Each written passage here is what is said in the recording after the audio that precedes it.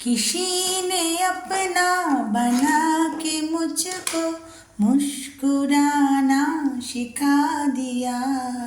अंधेरे घर में किसी ने हंस के चिराग जैसे जला दिया। किसी ने अपना बना के मुझको मुस्कुराना सिखा दिया। अंधेरे घर में किसी ने हंस के चिराग जैसे जला दिया। ডাল বানাচ্ছি, ছোলার ডাল, মুগ ডাল ভিজিয়ে রেখেছিলাম। এর মধ্যে সবজি আছে, ছোলা কলাইও আছে কয়েকটা।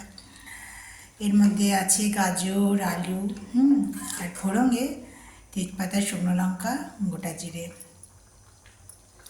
প্রেশারে আমি এই আলুগুলো প্রথমে ভেবেছিলাম আলু ভাজা করবো রুটির সাথে। তারপরে কি মনে হলো, ডালটা ভিজিয়ে রেখেছিলাম তো, তাই ওই আলু ভাজার মতো যে আলুগুলো কেটেছিলাম সেগুলো শুদ্ধ ডাল, ছোলার ডাল, মুগ ডাল শুদ্ধ সেদ্ধ করে নিয়েছিলাম নুন হলুদ দিয়ে।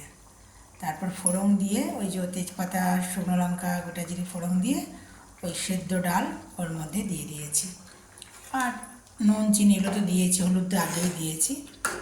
হয়ে গেছে।